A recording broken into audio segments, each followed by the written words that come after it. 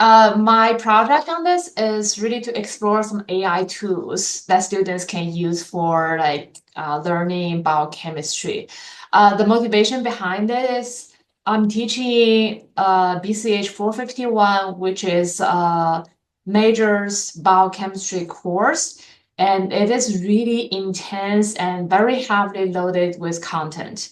And students they have a million places they can get lost. And so, you might all know when students get lost on some concept, unless they are sitting right next to TA and constantly asking questions, they probably kind of just put it on pause and then forget about it.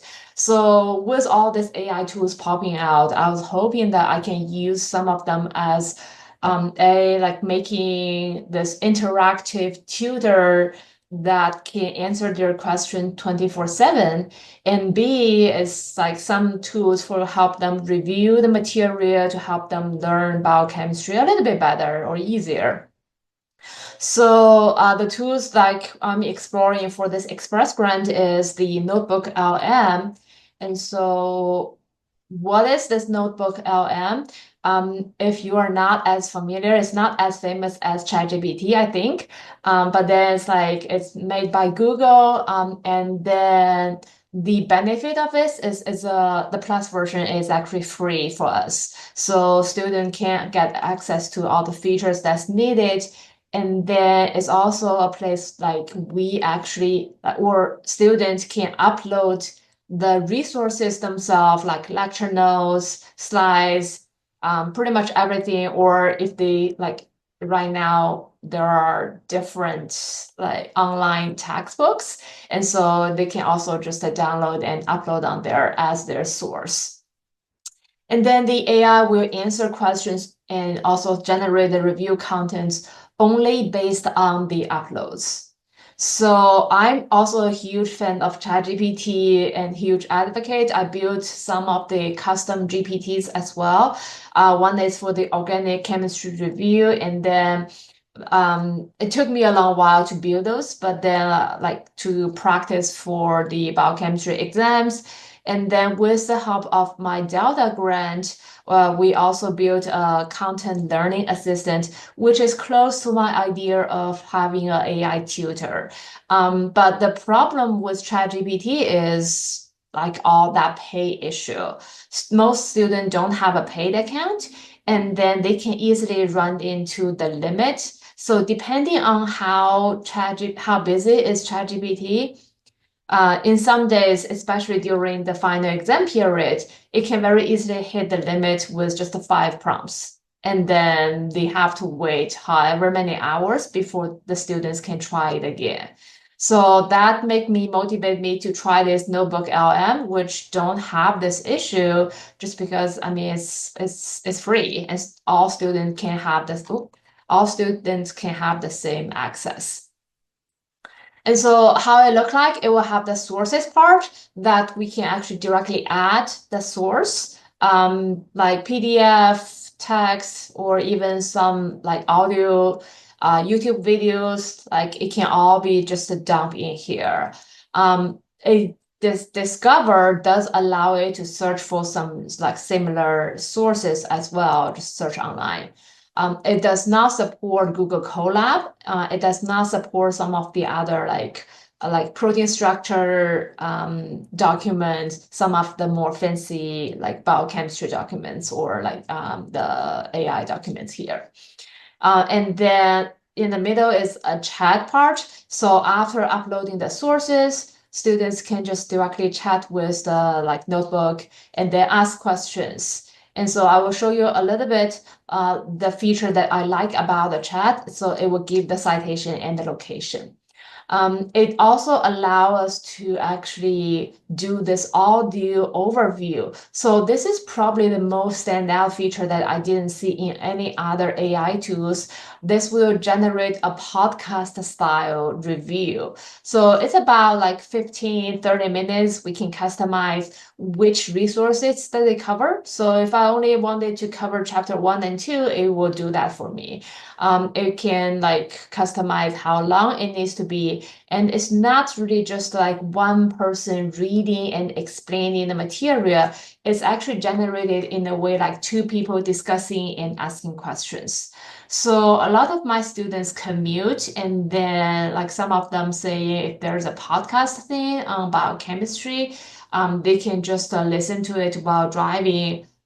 I don't know about whether I will run into any safety concerns about that, but at least having something to listen to at their own free time is kind of will help benefit those students who can actually rely on some like audio, like podcast style learning. And then also the notes part, it will also be able to generate some customized notes. It's like study guide or some FAQ. Timeline isn't really helpful for me. Timeline is like historically in which year what happened. So it's more like for social science or history, I guess it will be beneficial. But for biochemistry, not so much. But study guide can be very helpful. It's giving a very comprehensive summary with some questions for students to really go over like both the multiple choice and free response questions. So that's overall like what they look like. A little bit about each individual function. For the chat function, the good part is like the answer questions based on the sources. Well, I'm kind of debating whether it's really good or bad limitation of this notebook LM. Like this one, like how do competitive inhibitor affect enzyme kinetics? So when I put this in the chat bar, and this is what it gave me saying based on the sources provided, and then like with all that. So it does summarize and then give a pretty like good outline of the concept. And the good part is it gives all these different citations. And all that citation and number refer to the sources that we actually upload. And it also gives a very like if you click on that citation, it not only like open up the citation, like the resource we upload, but also directly link to the specific page and location. So like if we have an e-textbook and then just put on there, it kind of very easily help us navigate where exactly I need to read about for this specific concept. So that's kind of the good part about it. But then the response also like rely on the information provided by the user. So if there are not very reliable like references, it can be a little iffy. And then if there is one single source provided, like just one PDF file, then it can be also not like struggle to give you the accurate information. So normally two different sources covering the same concept will train it better to give a more accurate answer. And then the benefits of this over the other AI tools, especially for students to learn biochemistry, one thing is it's really less likely to make up information because everything is coming from like the sources we provided. So it's not really like hallucinating anything or just making things up. And then students, when they actually have their own notes and lecture slides, it's very easy for them to upload and then get a summary for them to review. So after they upload, they can both get this quick answers via the chat, or they can have this like more intensive study guide via like the notes function. I have some notes somewhere else that I don't remember where is this. I think it's like giving 10 free response questions, 10 multiple choice, and then some other questions as well. The issues of this is like if you like with the given sources, it's pretty much just making that same amount of very similar style of the questions. So no matter how hard you actually prompt it saying, give me 10 more questions on a different style, like with the same resource, it's just not able to do that. So it does have its limitation on what kind of questions it can write, and then what kind of like the review it can generate. But the podcast style is definitely helpful to like for the students that are more engaged with audio reviews, and it's free. Like for this one, it's generated enzyme and the arithmetic reactions, a concise overview that is like 19-ish minutes. So just it can be all defined. And there are also an interactive mode, the beta version. I haven't tested what is this about. It seems like two students can chat about the thing. So that is something that's very interesting as well. The current limitations, I put the dates or the time on here just because I mean the AI tools are evolving so fast. Like we can't really say limitation. It's really just what are the limitations at this time. First is like, although they are shareable, so I can share with you the notebook LM that I built, but then it's only sharing what resources I have uploaded on there. It's not sharing the chat history. And then from the shared one, it's also not allowing me to make that audio review. So in order to make podcast, it's really I need to personally upload like all the resources myself, and then it can do the audio review generation for me. And then its limitation on sources, like it cannot recognize the first one is the Google Colab, and then this PDV is a protein structure database or a file. So there's more fancy files. I'm putting or referring to them because ChatGPT does have the functionality to recognize all of that. So it's pretty much more like ChatGPT have more functionality, but then Notebook LM is actually is a more conserved way of making like the auto review and then like recognizing stuff.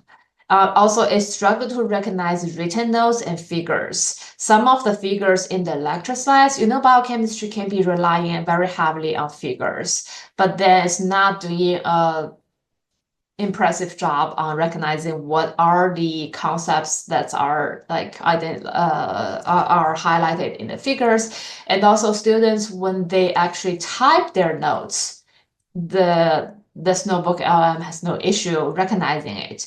But some students using things like Notability, and then they actually handwrite the notes like with the electronic pen. That handwritten thing is not very well recognized. So that's kind of something that I feel like it can, what technology-wise, it should be able to be like optimized in the near future. It's also unable to parse or generate images. Like this is the McKinney-Minton plot, and ChatGPT generate this for me. So just to put in the raw data and saying like do a McKinney-Minton calculation and then also do a plot. So it just plot it for me and then like giving me the fit data, which is like calculating the Vmax and Km. And so ChatGPT in a way, like if you prompt it and then it start to pull out a Python coding, it's almost indicative saying it is on the correct path. But then as far as now, Notebook LM does not have any capacity to do this kind of calculation or generate any of the figures. So it's also unable to code or to solve some like more complicated biochemical questions like titration or kinetics. It does give you the hints or step by step, like what can you do to actually solve it, but then it's not as comprehensive as like just a step by step do it for you. And also, this I already mentioned, there are limited review questions, meaning like the notes are pretty, like the presets, the study guide or the FAQ, they would tend to generate repetitive content if the sources are still like remain unchanged. So it's not saying like you can use it to generate 100 different questions. It's pretty much like the amount that is preset. Yep, so that's all I want to share. This is the student actually like doing most of the testing for me, and then he also have presented our work on this AI in education thing on the ASBNB conference. So as you can see, like I'm a huge fan of like using AI in education. I think like it is a great advantage for both the instructors and the students. And I really appreciate this Delta Express grant opportunity for me to explore it. And big thank you for Carrie and Yang Shu. And also some of the ChatGPT stuff. was the help of Yan from my Delta hybrid grant. So yeah, and that will be my sharing. Thank you. Thank you so much, Ning. That was wonderful. Thank you. Yeah, so this one quite different than our first two. Folks have, I'll open it up to questions for Ning or comments. I had a question. I know students have a lot of feelings about using tools like ChatGPT and Gemini for learning. Did you feel like your students felt more comfortable using a tool like Notebook LM that had specific limitations and wasn't as broad as I feel like chatbots are? Or do you think that there was still pretty much half and half where some students really liked it and some students just weren't comfortable? Thank you so much for the question. To be very honest, I haven't got a chance to test Notebook LM yet. We did have some like chances to test the ChatGPT, like the custom bot, and there's kind of a mixed feeling. Still, some students are very like reluctant to even try it. Although I said this is perfectly fine in my class. I guess it depends on different instructors. Some of their instructor are like absolutely no AI. So some of them are seeing this as a little bit dangerous to try out. But students who did try say yeah, it is actually very, very helpful. That step-by-step guidance and everything are very helpful for their learning. So I almost feel like eventually students are going to be more open to this, like using it not just for cheating on their homework, but they're using it really for the benefit of their own learning.